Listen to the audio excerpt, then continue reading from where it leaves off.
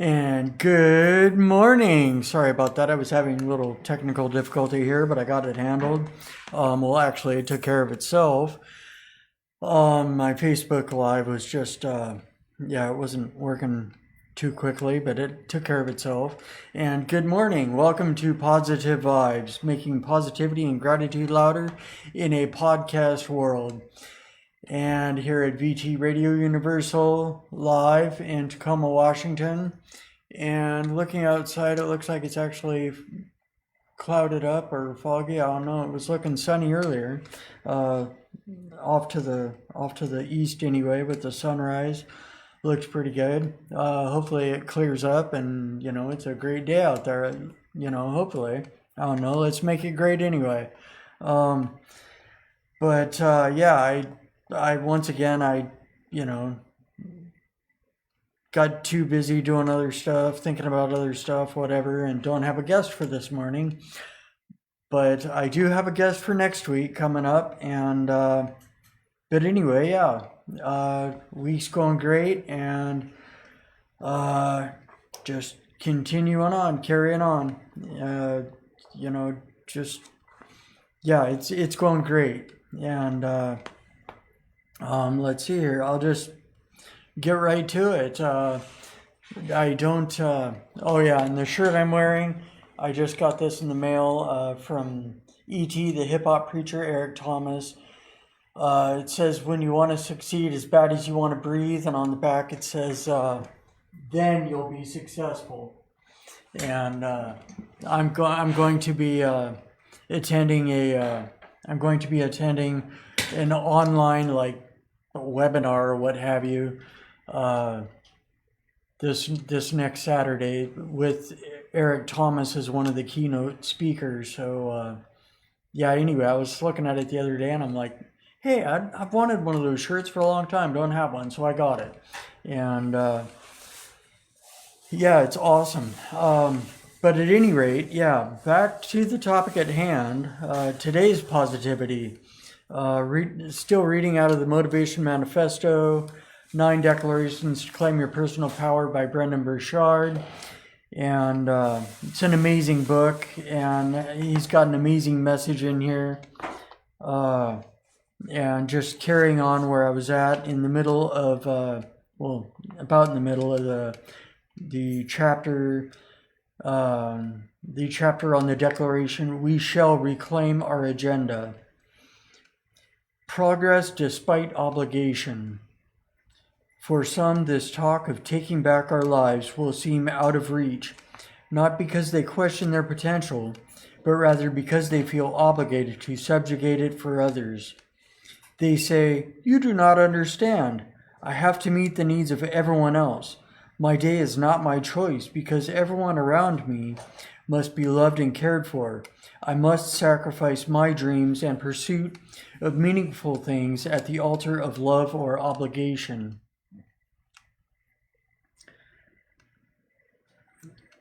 I have to please everyone else, so I cannot progress or have my own joys and freedom. Time, maturity, and that great revelation that is choice are also needed for such persons. No one around us can tear us from progressing toward our dreams.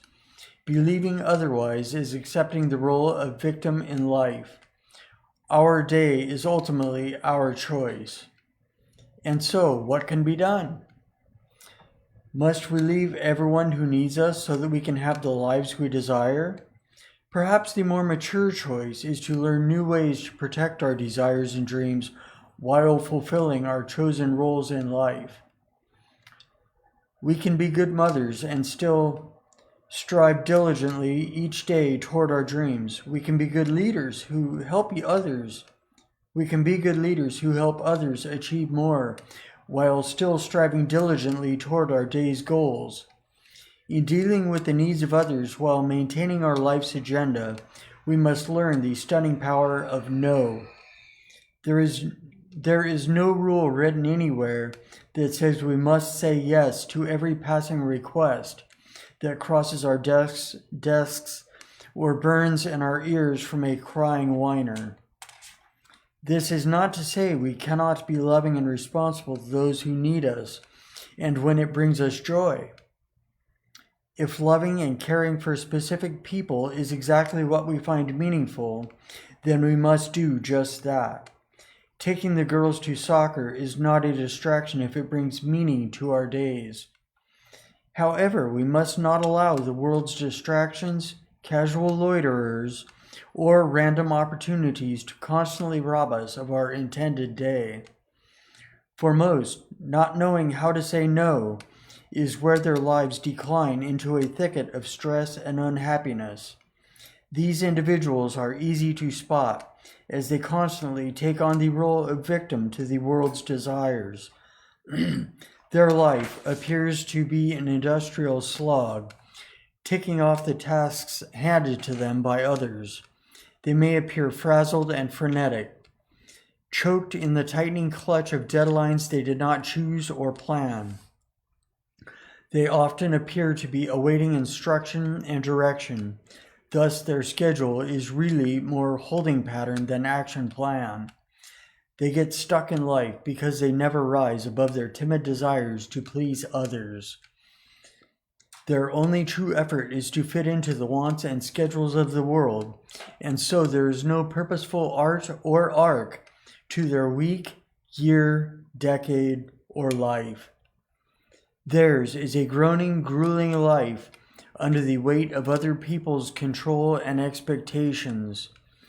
We all face the eternal drama of balancing our personal needs and ambitions with those of the people we love, lead, and serve. But we mustn't succumb to victimhood. Other people will always demand our time and attention, including people we love and care about. Our parents will want our ear more often than we want to give it. Our friends and neighbors will call on us for parties and meetings. We will have obligations from our church, political party, and volunteer organizations. We'll have bosses who expect around-the-clock access and instant response. But how shall we respond to such requests? If we say yes to all of them, we will be buried. Our only choice is to say no and to say it often, to say it more than we like or anyone else likes. The only exception should be in the cases in which we find saying yes to be personally and socially meaningful and part of our advance toward our ideal lives. Vigilance will be needed because there will always be those needy few who can smell our desire to please. They will attack like black ravens from the sky, diving again and again as they devour our lives, piece by piece. This is the guy at the office who is constantly asking for another random favor, the former girlfriend always calling with drama and in need of rescue, the entitled employee whom we helped once and now refuses to lift a finger to do real work. These people will keep coming at us, and they do not care about our agenda or destiny. Their opportunism will plague us, should we not be intentional in saying no and no and no. We must learn to reply artfully and often forcefully to those who are always saying, "I'm so sorry to ask you for one more little favor." To them, let us reply, "I cannot help right now. I have plans that cannot wait or accommodate your sudden emergency." In saying this, we need not apologize any more than we need to apologize to the person who runs into our car when we had the right-of-way. We must be artful if we must. I do wish I could help, but unfortunately, I am unable to get to your last-minute request because my plate is full with long ago scheduled activities and projects that I have already committed to. How we handle the enemies of our own progress speaks to our character and independence. We are doomed if we subordinate our day's agenda to their every request or crisis. In meeting their needs, which are usually false deadlines or urgencies, created only by their lack of preparation or responsibility, we lose an irrecoverable hour that could have propelled our own life forward. For those reasons, we must reclaim our agenda with a forceful grip.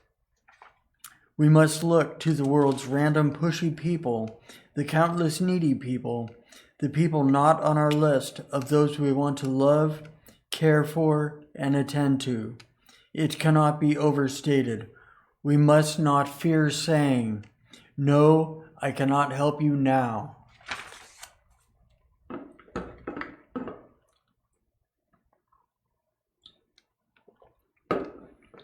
And so, let us decide that we will not let other people's fire drills result in daily drills of us scratching off our dreams.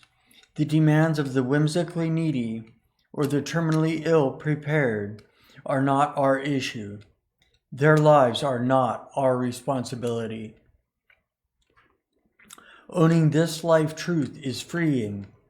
I am not in charge or responsible for the wrecks others have created in their lives, and I do not need to save everyone in my life. What can we expect for standing tough and true at the gates of our agenda?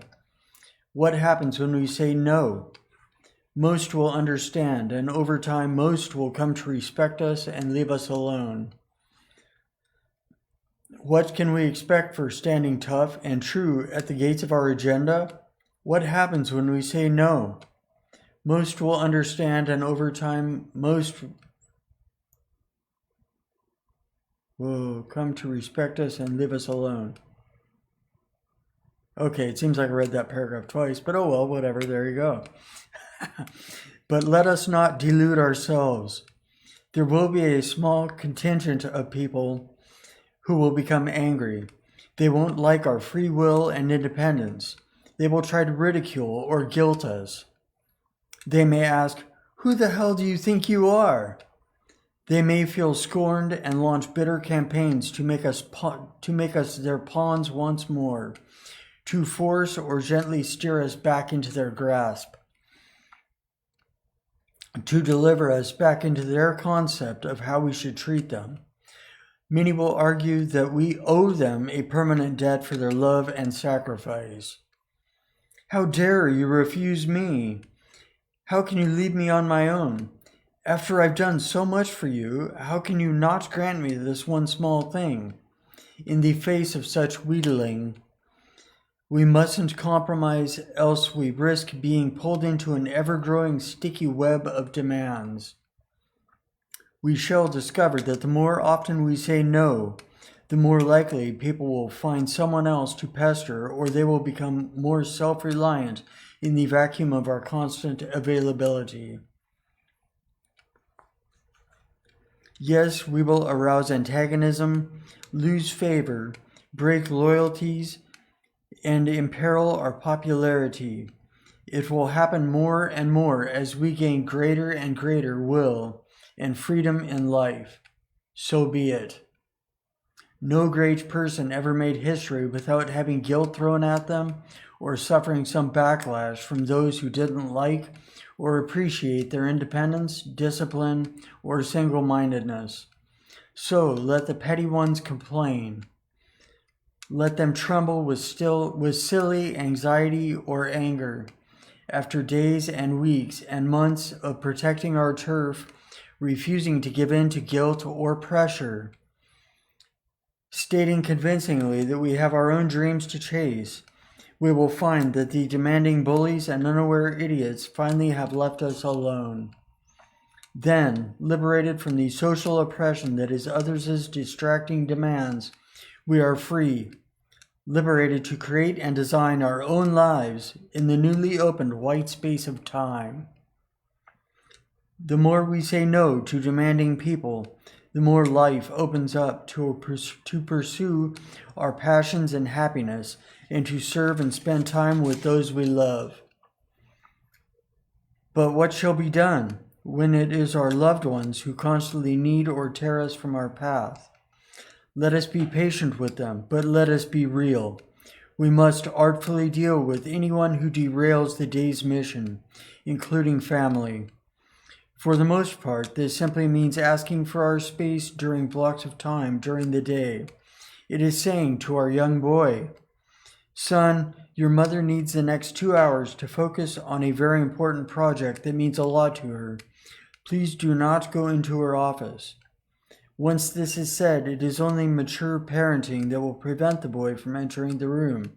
We must stand our ground. We can train our children or our teammates that when our office door is closed, they should not enter unless an emergency. We can lovingly request that our spouse give us an hour each evening to read or meditate or create art. We can say no to the parties, the gatherings, the formal functions that we feel so obligated to attend. There may be scowls and long faces at first, but over time people will realize we are persons of purpose, and they will give us room, knowing that the more they respect our schedule, the more likely we will find and make the time to be with them. Our goal is not to become cold or unavailable. No, it is to protect our sanity, progress, and freedom. It is worth repeating that we can and should give time and attention to those we love and lead when we desire to do so. Being good to those around us is right and responsible, but never at the cost of our own long-term sanity or dreams. Besides, it is not true that by saying no more to what is wrong, we are left with more time to give loving attention to those close to us. Some ask, should we not compromise? Can there be no middle ground between our desires and the needs of those around us? Perhaps. But there is a difference between adding a few tasks onto the day's schedule to serve others and compromising our entire life agenda. When it comes to foregoing our true passions and path in life to please others, we must never compromise.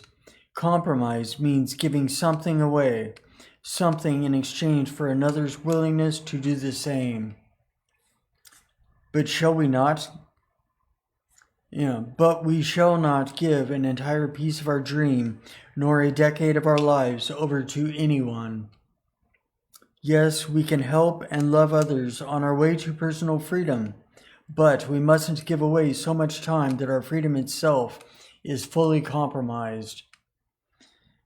We can meet our real responsibilities and care for our loved ones, but our own progress must never falter or stop, lest we become slave to the world. If in aiding others we kill our own dreams, then it is merely our ego seeking to make a false martyr of ourselves. We must keep the big picture in mind. 1,000,000 dreams have died because compromising souls repeated the lie of the weak. I'm okay with putting off my needs and dream another few years because people need me. Shall we do nothing but reply to the needs of others all day until in the day's final hours we retreat to our beds, exhausted by the madness, not one step closer to what we wanted in life, so that we can sleep restlessly only to awake once more in a world determined by others rather than by ourselves? Okay, let me reread that one again. That one's... Shall we do nothing but reply to the needs of others all day until, in the day's final hours, we retreat to our beds, exhausted by the madness, not one step closer to what we wanted in life, so that we can sleep restlessly only to awake once more in a world determined by others rather than by ourselves? No, let us not compromise our dreams or barter our destiny hour by hour. If we can see a dream in the distance, let us move toward it with real force, will, and consistency. To do less is to let the dream weaken and die. We can support our loved ones for a while, stepping in, helping out, but that does not require us to bring our dreams to a full stop. Every day we can do something to advance our own agenda. Perhaps it is also time to stop seeing others as obstacles to our dreams, but rather as collaborators. Have we sat down our loved ones and told them what we truly desire of life and why? Have we asked our teams to help brainstorm new ways to work together so that all our desires can be met? Are we engaging others enough so that they will be supportive and participative in our life's pursuits? Real progress often comes in our lives once we make people our allies in accomplishment. The Great Reclamation. Each day we have a choice to go with the wants and whims of the world, or to chart our own course. If we abandon self-determination, we are left adrift in a chaotic sea, and the only things on the horizon are swells of boredom or suffering. And so our attitude each morning must be that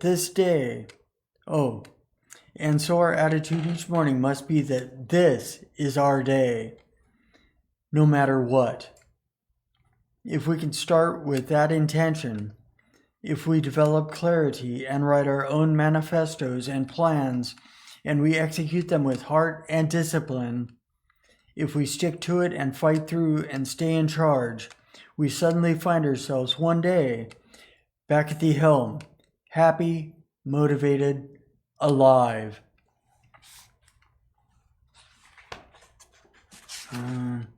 Let's see here.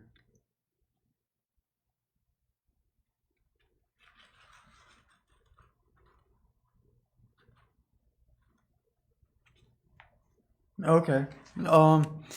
Yeah, let's see. Okay. I think at this point I'll just go on, and because this whole book is amazing, and awesome and epic, phenomenal, but I'll just continue on. Declaration 3: We shall defeat our demons. A person who doubts himself is like a man who would enlist in the ranks of his enemies and bear arms against himself. And that's a quote from Alexandre Dumas. As we gain greater presence and purpose in life, we become more attuned to our vitality and strength. We also become more aware of the profound ways in which we limit ourselves. Okay, actually, I'm going to go back. Okay, I'm going to save that one for next time.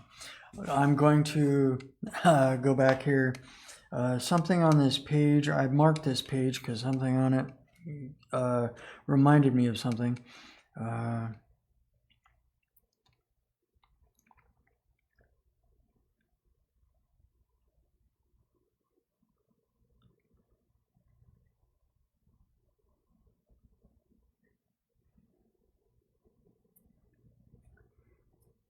I'm not sure. I'm not sure why I marked that page now, but it was reminding me of. Anyway, there was this. We shall reclaim our agenda was the declaration for this chapter that I just finished out of the Motivation Manifesto.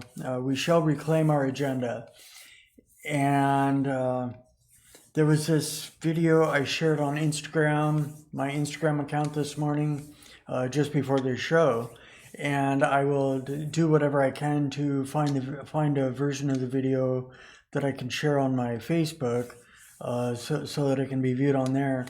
But it's a video that was on that was posted on the Reels on Instagram by Kevin Hart, and or at least whoever's in charge of Kevin Hart's social media page on Instagram. But it said, he said, oh darn it, let me find it. Okay, volume's down. Let me see here. he says, that's the hardest thing in the world, to get up every day and give 100% and be in the same position that you were each day, but mentally know that you're trying. And trying, that's a real grind. And that really hit me this morning when I read that. Just to be in the same, keep doing the same thing day in, day out, and being for a long time, and be in the same position, and but you're still trying and trying and trying, and that's a real grind. And that's how I've been feeling these past few years, that when I finally woke up and that's how I put it anyway. Finally woke up, and after I read this book, the Motivation Manifesto, and started following Brendon Burchard and a couple of these other inspirational, motivational speakers and authors on social media and on the internet, is when I woke up and decided to write my own manifesto, write my autobiography, live the passionate life, quit settling for survival, and but it's like anyway, back to what I was saying. And ever since I wrote my book and wanted to get into this, being an author and speaker and spreading positivity and sharing my message, my story with the world, is, it's like, that's exactly how I've been feeling. Is, I wake up, I keep going back and doing the same thing day in and day out, but I'm still doing I'm still in the same position, being a dishwasher. And it's like doing the same thing every day, but not getting anywhere. But, actually on this side thing, I wrote and published my own book, and, wrote and self-published through Hay House's self-publishing division, Balboa Press. But self-published it. No one helped me. I typed it, I typed it out and looked through it, and okay, it's good to go. And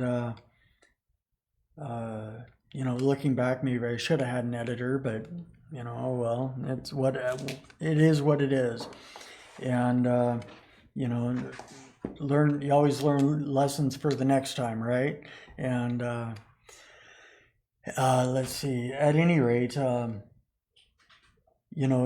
it's like I'm still there in the same position, doing the same thing day after day, washing dishes, but it's like it's paying the bills, getting me by until I can actually get this side thing to go and to actually go somewhere. And at any rate, yeah, that's about all I had to say on that. But yeah, so anyway, I'll do what I can to get that video shared over to my Facebook, and possibly share the video on maybe share it on my website, ShaneNicolich.com.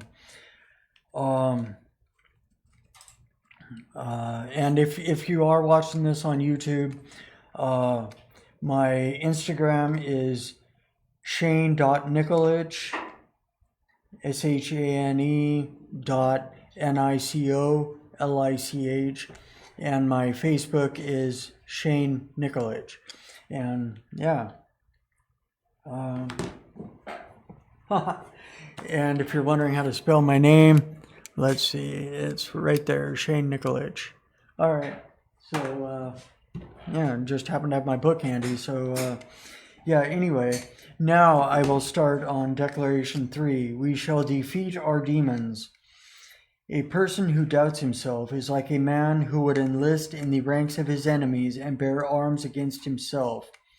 Alexandre Dumas. As we gain greater presence and purpose in life, We become more attuned to our vitality and strength. We also become more aware of the profound ways in which we limit ourselves. We come to realize that our thoughts, more so than our circumstances, sabotage our freedom and success. We are the ones who allow our insecurities and fears to grow into the tidal waves of worry that wash our dreams away. We are the ones who constantly delay our own progress, quitting just as the hour demands courageous action. We are the ones separating ourselves from others so that we needn't risk real connection or so that we can feel better than them. None of us wants to look in the mirror and realize that the person looking back is the cause of such frustration. We would rather smile at the reflection and be proud of its courage. We want to see ourselves as free and motivated masters of our own lives. Yet a quick glance into our own tired eyes often reveals a knowledge that we are standing in our own way. Too often we find ourselves muttering at the mirror, "You again? Why can't you get your act together and go for what you truly desire? Why aren't you taking more risks, speaking up more, being more consistent, connecting better with people?" These are difficult days when we realize our internal demons are beating us. Those days must come to an end now. Greatness belongs to those who have mastered their internal world. We are all plagued by doubt, but the great nevertheless find faith and begin. We all feel like delaying action, but the great march on. We all want to avoid vulnerability or act superior over others from time to time, but the great consistently demonstrate openness, humility, and love. These few are not lucky. They are simply more intentional and more practiced at defeating their internal demons. That is why they have so much vitality, motivation, and confidence.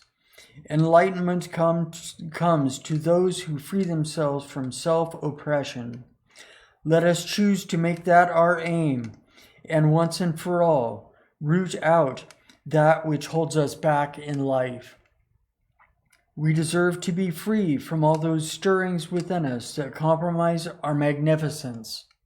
For this, let us declare, we shall defeat our demons. Okay, and I will save the rest of that for next time. And yeah, something I wanted to share. Something I wanted to share this morning.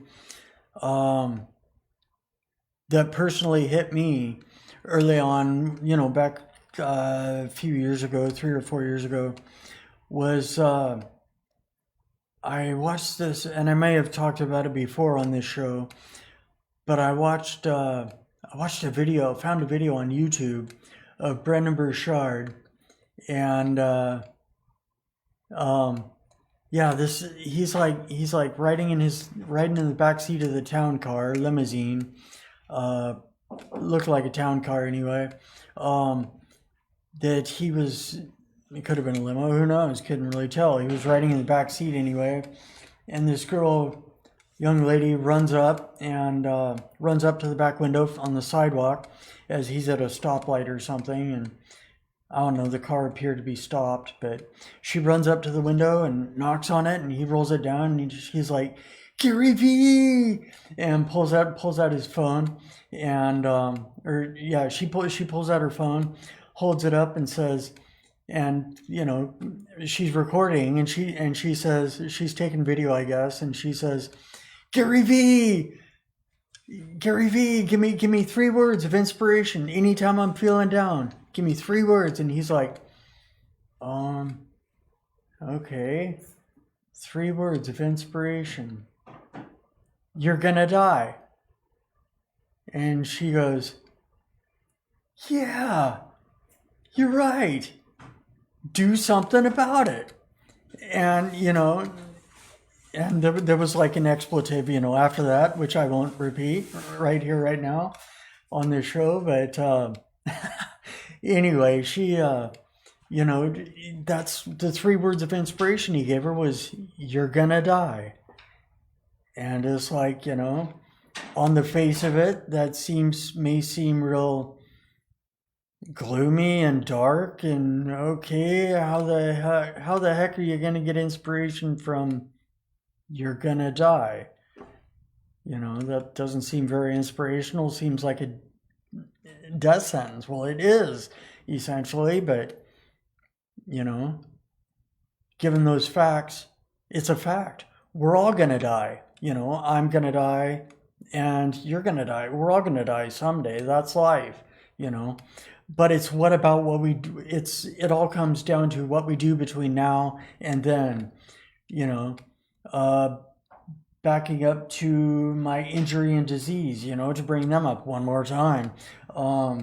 Do I fall back to, being dark and gloomy about what I can't do because of what I cannot do because of them? Do I fall back and say, okay, well, I can't do that, so, I might as well just call it quits right here and now. I'm done, which I did back in the day. I was down with chronic depression and fatigue, and I sort of gave up and wasn't going to do anything, about progressing. I was just going to keep on keeping on at the same level, just a monotone. And, I was going to have a monotone sort of life and, or monotone sort of existence, survival. And, but that's pretty much what I had. That's pretty much what I had, what Gary Vee said there, those 3 words, "You're gonna die." That's pretty much what I had got in my head, what I had, sort of the message I had told myself when I decided, that, okay, this is enough. I'm done staying at this level.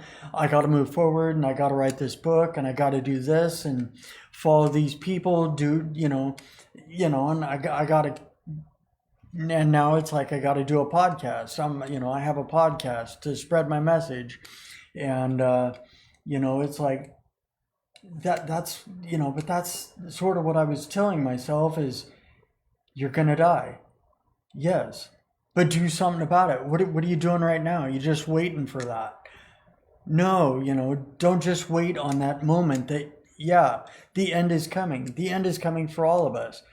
But what are you doing between now and the end to get ahead, move on, to help others, to serve? What are you doing to serve your own self? What are you doing to progress your own life? Are you doing anything? And that's what it boiled down to for me. Was I really doing anything? And when it came down to it, no, I was settling for survival. Going back to the title of my book, "Live the Passionate Life and Quit Settling for Survival." What I was doing at that point was settling for survival. And through listening to these motivational, inspirational speakers, and just everything I'd been hearing my entire life, so far as positivity and motivation, moving forward, it all came together. And when it all came together for me, I decided that, hey, I'm still sitting here at this point of just settling for survival. No, I want to live the passionate life. I want to be more passionate about living. I heard Eric Thomas, E.T. the hip hop preacher, talk about being phenomenal. And, just things were phenomenal. Just hearing him say that word, just made me want to be phenomenal. And so I picked that up. And every time anyone asked me, ever since then, almost every time anyone's asked me how I'm doing, phenomenal is my answer. And, at first it was just like, let's go with this, and see what happens. And, it infiltrated my life. And, it infiltrated my life to the point that, I was open to hearing and reading what Brendon Burchard was saying, in the Motivation Manifesto and in his other videos, and that promo video that I talked about seeing for his Experts Academy, and deciding that, hey, I'm an expert in my life and I'm an expert on these topics, that I've dealt with in my life so far as my experience goes. And so, I'm going to write a book and, move forward, not sitting still. And actually, that's something that was brought to my attention this past week. I was talking with someone whom I hadn't really sat down and talked with. I can't recall sitting down and talking with her ever, but we, stood out in the cold in the middle of the street the other night. Fortunately, it wasn't raining, but stood out in the cold before I left to go home, and stood out in the cold, freezing cold. And sorry to get stuck on that one word, but we were standing out there talking, chit-chatting for, it turned out to be 2 hours. 2 hours or just more than that we were talking, but she brought to my attention about, at one point there toward the end, she brought to my attention about my book and my podcast, and how, how I have to, how I need to keep doing it, and to keep sharing my message and reaching people that need to be reached, and just letting everyone know that,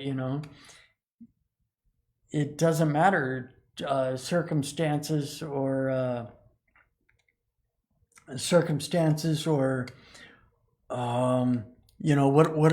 whatever's in your life, circumstances, timing, people, whatever, outside circumstances, just forget about them.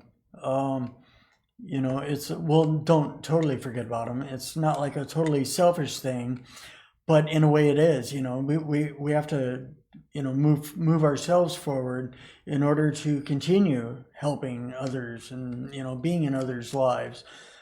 Just like what I read today about reclaiming our agenda. And it's like the declaration, we must reclaim our agenda. And, but it's like, it doesn't, none of this other stuff matters, It's about reclaiming our agenda and moving forward. And, but no matter any of it, we can, if we make up our mind. It's all, it's mindset. And, yeah.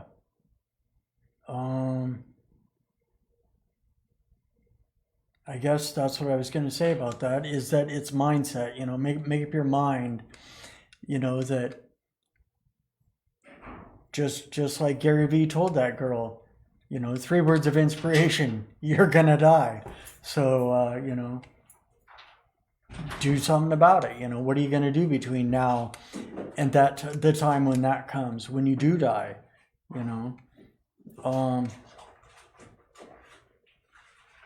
Yeah, it is sort of a, I was just thinking about that, and it is sort of a dark and gloomy, 3 words for inspiration, thinking, what?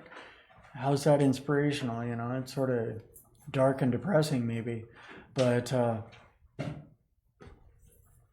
in another sense, yeah, it's inspirational. What am I going to do about it? Well, I'm not just going to sit or lay down and be like, okay, you're coming, so, all right, Death, come on, let's go. But,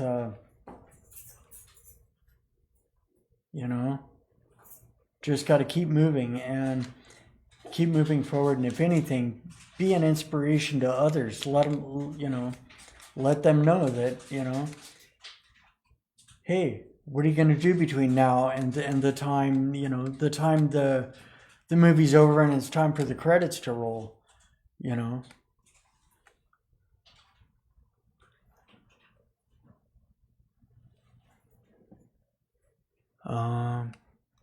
Just a second. I'm just looking over here. I don't know on my. Okay, never mind. There it goes. Yeah. I was just checking it out, having technical difficulties. My Facebook Live stopped. It must just been a glitch. But yeah, it said it stopped, and I was afraid the whole thing stopped. But it was just lagging a bit, I guess.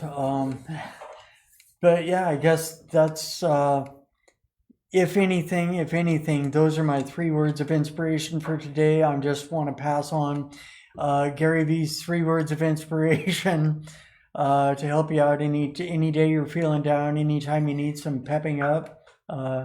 Strange as it may sound, and as dark and depressing as it may sound, 3 words of inspiration: you're gonna die. And it isn't just about those 3 words, but think after those 3 words. What are you going to do about it? What are you doing between now and then? What do you want to, do you want to be remembered? What's your legacy going to be? Do you want to be remembered for just laying down and waiting for that to happen? Or do you want to be remembered for actually doing something about it? What are you doing between now and then? Are you ready to quit and wait for the credits to roll at the end of your life story? Or, are you actually gonna, do something like, are you gonna do something phenomenal? Do you want your life to be phenomenal? I want my life to actually mean something more than, yeah, he was a dishwasher. If my life was to end, at that point, I didn't want my life to mean my life story to be, yep, he was a dishwasher. It's like, okay, what's, there's nothing to that big deal. So, I wanted to be, my life to be phenomenal. I wanted to be more than a dishwasher. So I wrote a book, and, now I got a podcast, and moving forward, hopefully one day maybe I'll be a keynote speaker if I can ever get rid of the uhs and the yabbits and everything like that, the little interjections that I put in. There's another one. But and maybe who knows? Maybe I'll be a keynote speaker and with all that stuff. Yeah. Just looking forward to another phenomenal day. And you gotta. It's like this morning I took this phenomenal picture of the sunny sunrise over there. Well, pretty sunny, had a couple wispy clouds, but the sunrise from the rooftop here at VT Radio Universal, downtown Tacoma, it was phenomenal. And I put it in my post on Instagram and Facebook and just said, here's the sunrise from today on the rooftop, and it, promise of another amazing day. And I don't know what Christian's looking at over there to the east, but to the west, it's looking pretty cloudy, foggy. And he's holding a thumbs up, so I don't know. But I'm guessing it's good. But either way, it's a day. We have another day. Another day to, live the passionate life and not settle for survival. If we don't want to. If you don't want to, if you want to, if you're fine and you've settled for that life of survival, and not doing much, just okay, cool, I'm here, it's all good, and you're happy, then fine. I'm not saying that's bad, but I got to the point where that wasn't enough for me, and I was like in that dark and depressing place because of it. And then, got to that point where, I was essentially thinking, those 3 words that Gary Vee said, you're gonna die. and decided to do something about it. And that's all it's about, It's like, and so far as the rest, the first part of the title of my book, Live the Passionate Life, is I just wanted to let everyone know that, I got tired of settling for survival and being at that point where I was just, okay, whatever, this is it. I'll be okay with this. I'll just stay right here at this monotone life, but then, I woke up and, but my message is I got to that point where that wasn't okay, and I just became passionate about my life and wanted to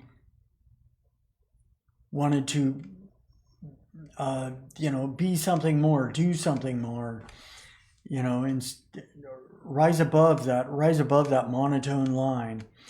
And that's where I am right now. That's where my week has been. That's where my day is today. Is I just want to rise above that monotone line, being mediocre, and I want to succeed as much as I want to breathe. And, at that point you'll be successful, like it says on the back of my shirt, and E.T. says it best,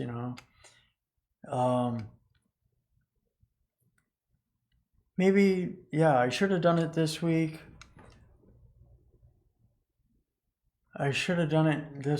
Maybe okay, never mind. I can get it done in a couple minutes.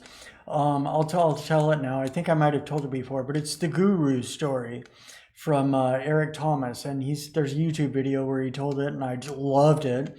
And that's where this saying comes from. This speech he gave back at Michigan State when he was working there.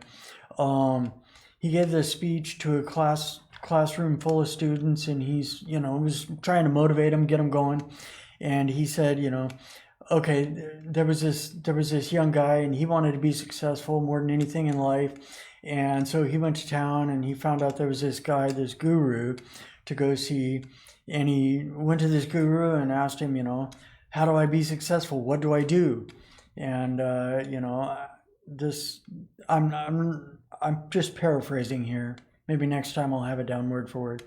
But he said he went to this guru and says, okay, how do I do this? How do I be successful as you? And the guy says, okay, you want to be successful? Meet me here at 4 a.m. The young guy's like, okay, I just wanted to know how to be successful, but I'll show up because I want to know. And he shows up, and at 4 o'clock the next morning, the guy's the guy had said, show up at 4 o'clock in the morning at the beach. And the kid says, I don't want to learn to go. Why do I want to go to the beach? But okay, whatever. The guy shows up at the beach, full suit and everything. And he asks the guru, okay, how do I be successful? The guru says, okay, follow me. Grabs the guy's hand and pulls him out in the water a little bit. And they walk out, and gets up to his knees. And the kid's like, okay, well, how do I, what do I do? How do I be successful? I didn't want to learn how to go swimming. The guy's like, okay, and pulls him out a little more. Okay, what's up with this? And the guy pulls him out a little more, gets up to his shoulders, and the water's up to his shoulders. Guy pulls him out a little more. Water's up to just below his chin or his nose, you can almost to the point where he can't breathe. He's underwater. And he's like, okay, what's up now? And the guy's like, shoves his head underwater, and the kid's fighting to breathe, and the guy pulls his head out of the water and says, the guy says exactly this, when you want to succeed as bad as you want to breathe, then you'll be successful. And at any rate, yeah, I probably messed that up a bit, but there you go. That's the Guru story. Hopefully I'll have it better next week. But at any rate, I'm out of time. That's a wrap. Just remember, stay kind, optimistic, and grateful, and have a phenomenal day. And as a matter of fact, a phenomenal week. Thank you very much for tuning in, and I'll see you next week. Ciao.